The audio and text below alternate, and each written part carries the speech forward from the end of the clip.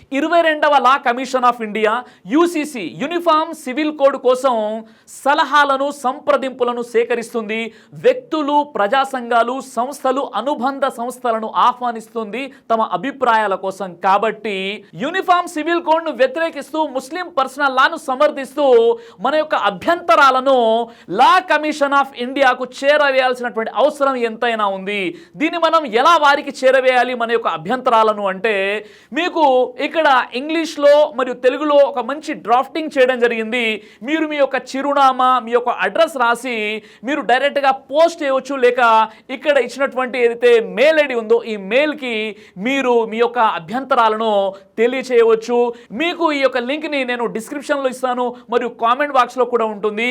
దయచేసి ప్రతి ముస్లిం ఆడ, మగ, జమాతులు, సంస్థలు ప్రతి ఒక్కరు కూడా ఈ ముస్లిం పర్సనల్ లాను సమర్థిస్తూ, యూనిఫామ్ సివిల్ కోడ్ను వ్యతిరేకిస్తూ అభ్యంతరాలను లా కమిషన్కి చేరేయాల్సినటువంటి అవసరం ఎంతైనా ఉంది. కానీ ముస్లింలు నిద్రపోతున్నారు. చాలామంది జమాతులు కూడా ఈరోజు కోమాలో ఉన్నాయి.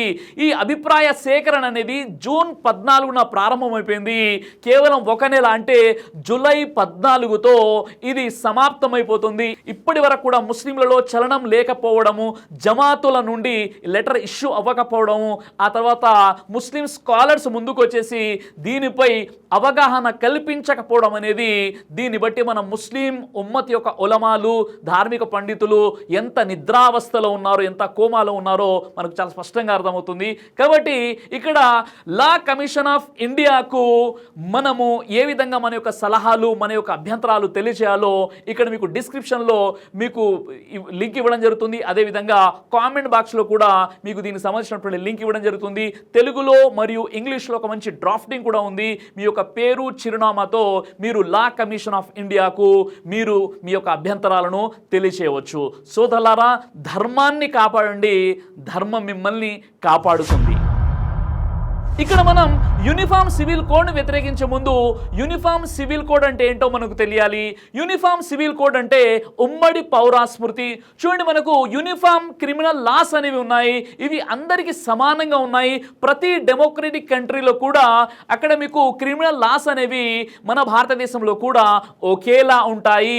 అంటే ఉదాహరణకు ఒక వ్యక్తి హత్య చేసినా, ఒక వ్యక్తి దొంగతనం చేసినా వారికి చట్టంలో ఏదైతే శిక్షలు ఉన్నాయో అవి మాత్రమే విధిస్తారు. ఉదాహరణ, ఇక్కడ భారతదేశంలో ముస్లింలు ఏదైనా ఎవరైనా హత్య చేస్తే లేదా దొంగతనం చేస్తే షరియత్ ప్రకారంగా దొంగతనానికి హస్తాలు ఖండించండి అని ఏ ముస్లిం కూడా ఈ విధంగా మనవి చేసుకోవడం లేదు, ఏ ముస్లిం కూడా డిమాండ్ చేయడం లేదు. కానీ ఇక్కడ ఉమ్మడి పౌరాస్మృతి ఏదైతే ఉందో, అంటే యూనిఫామ్ సివిల్ కోడ్ ఏదైతే ఉందో, ఇది మతపరమైనటువంటి విశ్వాసాలతో సంబంధం ఉన్నటువంటి విషయాలు. ఉదాహరణకి వివాహం ఎలా చేసుకోవాలి, విడాకులు, అదేవిధంగా దత్తకు తీసుకునేటటువంటి విధానము, అదేవిధంగా వారసత్వంగా వస్తున్నటువంటి ఆస్తి పంపకాలు ఎలా జరగాలి, ఇవన్నీ కూడా షరియత్లో, ధర్మంలో ఏముందో దాని ప్రకారంగానే ముస్లింలు ఈ భారతదేశంలో దాదాపుగా 1500 సంవత్సరాల నుండి ముస్లిం పర్సనల్ లా వెలుగులోనే వారు జీవితం గడుపుతున్నారు. యూనిఫామ్ సివిల్ కోడ్ ఏదైతే ఉందో, అంటే ఉమ్మడి పౌరాస్మృతి అనేది వారి యొక్క నమ్మకాలు, ఆచారాలు, వారి యొక్క విశ్వాసాలను ఆధారంగా ఉంది. ఉదాహరణకి ఇక్కడ మీరు వివాహము, విడాకులు, దత్తకు తీసుకునే విధానము, వారసత్వంగా వచ్చినటువంటి ఆస్తి పంపకాలు ఎలా జరగాలో వీరు వారి వారి మతాల ప్రకారంగా ముందుకు వెళ్ళేటటువంటి విధానము. ఇది మన భారత రాజ్యాంగానికంటే ముందు నుండి కూడా ఈ భారతదేశంలో 1500 సంవత్సరాల నుండి ముస్లింలు తమ ముస్లిం పర్సనల్ లా వెలుగులోనే వారు జీవితం గడుపుతున్నారు. ఉదాహరణ చూసినట్లయితే ఒక హిందువు పెళ్లి చేసుకునే విధానంలో వారు తాళి కడతారు, క్రైస్తవులు రింగు తొడగడం జరుగుతుంది, ముస్లింలు హుబుల్ హైక్యా అని అమ్మాయికి ఇష్టమేనా అని అడగడం జరుగుతుంది. ఈ విధంగా వారి యొక్క నిఖా విధానం అనేది ముందుకు కొనసాగుతుంది. దీన్ని పర్సనల్ లాస్ ప్రతి క్రైస్తవ మతాన్ని తీసుకున్నట్లయితే వారికి ఒక పర్సనల్ లా అనేది ఉంది. అదేవిధంగా మీరు సిక్కు మతాన్ని చూసినట్లయితే, పార్సీ మతాన్ని చూసినట్లయితే, ఇలా ఎన్నైతే మతాలు ఉన్నాయో వారి వారి విశ్వాసాలు, నమ్మకాల ప్రకారంగా ఇక్కడ వారి యొక్క సాంప్రదాయాల వెలుగులో పర్సనల్ లాస్ అనేవి ఉన్నాయి. కానీ క్రిమినల్ లా అనేది అందరికీ సమానంగా ఉంది. లేదంటే యూనిఫామ్ సివిల్ కోడ్ అనేది ఇది ముస్లింల సమస్య అని అనుకుంటే క్రైస్తవులు భ్రమలో ఉన్నట్లే. ఎందుకంటే క్రైస్తవులు వారి యొక్క బైబిల్ ప్రకారంగా ఏదైతే వివాహాలు జరుగుతాయో, వారి యొక్క చట్టాలు చట్టాలు ఉన్నాయో వారిని కూడా దృష్టిలో పెట్టుకోవాల్సిన అవసరం ఉంది. అదేవిధంగా కొంతమంది గిరిజనులు ఎవరైతే ఉన్నారో, ఆదివాసులు ఎవరైతే ఉన్నారో, సిక్కు మతస్థులు ఎవరైతే ఉన్నారో, కొంతమంది పార్సీ మతస్థులు ఎవరైతే ఉన్నారో, హిందువులు అటువంటి కొన్ని చట్టాలు కూడా మరి వారి యొక్క పర్సనల్ లాస్ వెలుగులో ముందుకు కొనసాగేటటువంటి విధానం ఏదైతే ఉందో అది కేవలం ముస్లింల సమస్య మాత్రమే కాదు, వీరందరి సమస్యగా మనం భావించాల్సిన అవసరం ఉంది. అయితే ఈ విషయానికి సంబంధించి గతంలో 2018లో కూడా లా కమిషన్ ఆఫ్ ఇండియా కొన్ని అభిప్రాయాలను సేకరించడం జరిగింది.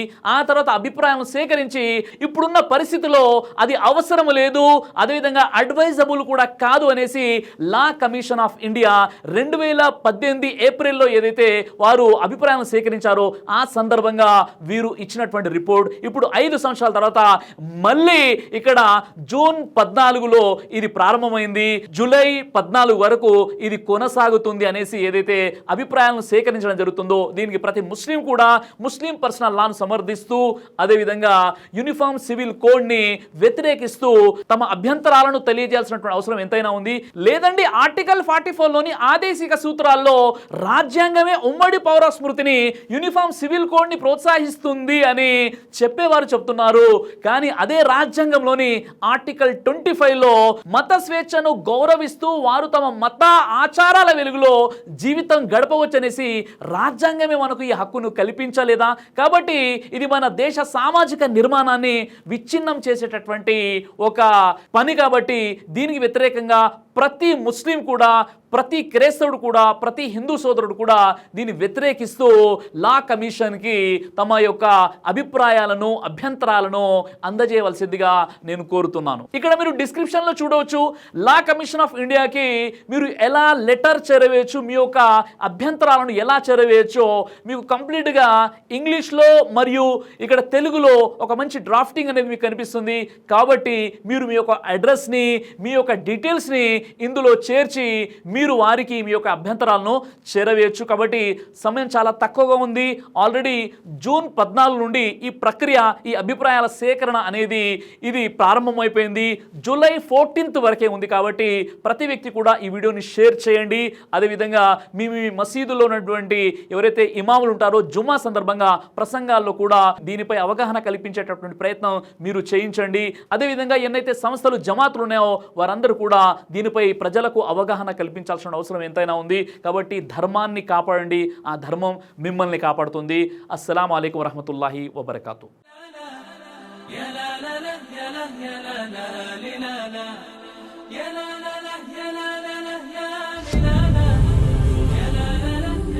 బ్రదర్ సిరాజ్ అని యూట్యూబ్ ఛానల్ని మీరు సబ్స్క్రైబ్ చేసినట్లయితే ఇన్షాల్లా దేవచిత్తం అయితే మీకు వీడియోస్ వస్తుంటాయి. అదేవిధంగా బ్రదర్ సిరాజ్ అనేటటువంటి ఫేస్బుక్ని కూడా లైక్ చేయడం వల్ల మీకు వీడియోస్ వస్తుంటాయి.